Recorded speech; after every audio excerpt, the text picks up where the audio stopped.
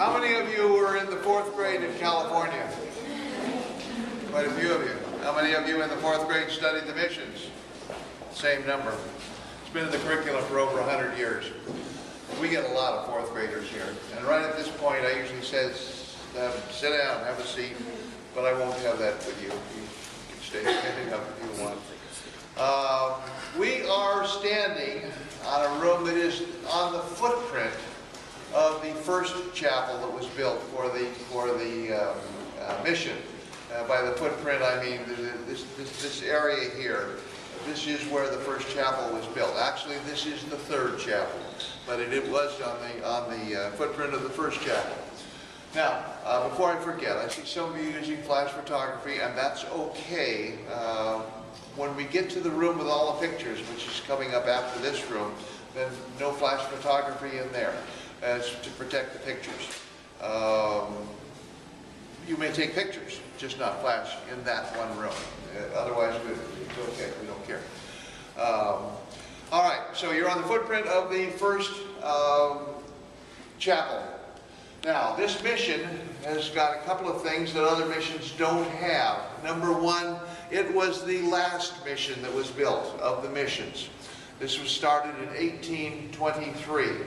1823. It is the last one, and it is the furthest north. The first one was San Diego in 1769. And so therefore, just putting 2 and 2 together, you would reason that they just came right on up the line with the missions. Well, that didn't happen at all, because the second one was Monterey, the 6th one was San Francisco, the 12th one was Santa Barbara, and the reason I keep those memorized is they all had presidios. The rest had army presence, but not a full presidio. Anyway, it was hodgepodge, back and forth, and this one turned out to be the very last one and the furthest north. This also has the distinction of being the only one that was built under the Mexican government. All of the rest were built under the Spanish government. Spain had come ashore, sunk the flag, claimed the land in the name of the monarchy. It's one thing to claim it, everybody did. It's another thing to keep it. In order to keep it, you had to establish your presence. Spain didn't have very many Spaniards here, so in order to establish their presence, they set up the missions. The missions were a type of boot camp. And if you want to relate what a boot camp is, it's like a school, only a lot more rigorous. Boot camp is a military term. But so missions were a school for Native Americans, Indians, so that they would learn the Spanish ways. They would learn Catholicism. They would learn the language. They would learn how to do things the Spanish way.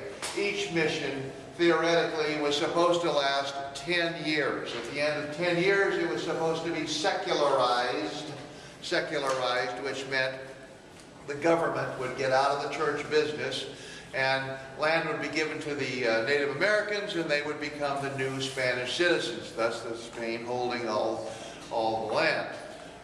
It never happened that way. They weren't secularized until they were all secularized at the same time in 1834.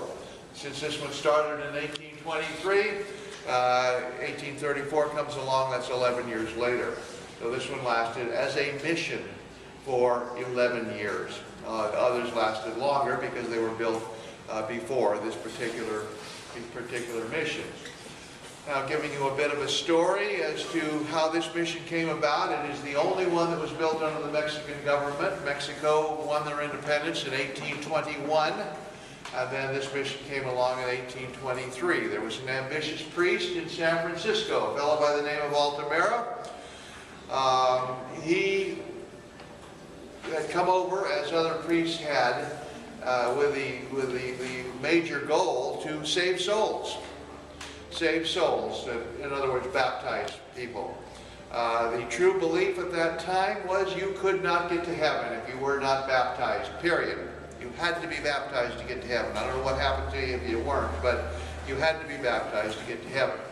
So they were doing the Native Americans a favor by bringing them into the fold and baptizing them, and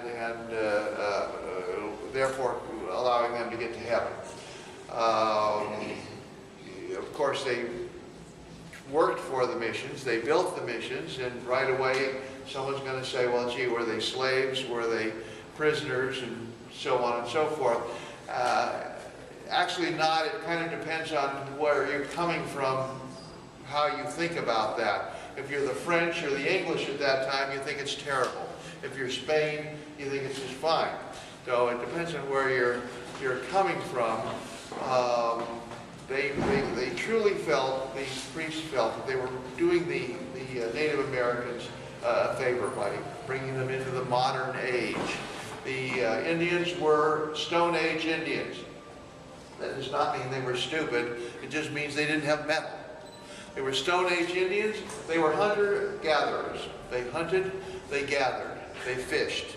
That's how they got their food. They did not raise any crops, nor did they raise any animals for consumption. So they learned those processes, and the processes that went with it, making leather, making candles, things of that nature. That's what the mission was for. Now, back to my story. There's an ambitious priest in San Francisco, Altamira. He had come over to save souls. He was very disappointed because everybody had been saved in San Francisco. They'd all been baptized. So he's looking to other pastures, so to speak. He also noticed that the Indians were kind of sickly. He thought, well, maybe because of the weather in San Francisco, that's why they're so sickly. If I can find a better place, a warmer place, it would be better for them. But what he really wanted to do was build a mission. He wanted to build one that he was responsible for. Father Sarah, the big gun in mission building, he's long gone. And this guy wants to build a mission that he's responsible for. He comes up here, finds this place, and decides this is where he's going to do it. And in fact, the founding mass was held here July 4th, 1823, having absolutely nothing to do with the Declaration of Independence, but it helps me because I can remember that date. So, July 4th, he gets it started. His idea is going to shut down the mission in San Rafael. He's going to shut down the mission in San Francisco and bring everybody up here. Of course, the people that were already at the mission, the priests that were there, they didn't think too much of that idea. And he was held back a bit. The one thing he didn't do when he was beginning to get this started was get permission from the church. But he's an ambitious priest, and so he goes around the church to the new Mexican government, and were they interested in building a mission or doing something like that? And indeed they were, not to spread Christianity, not to spread Catholicism, but they wanted to keep an eye on another country.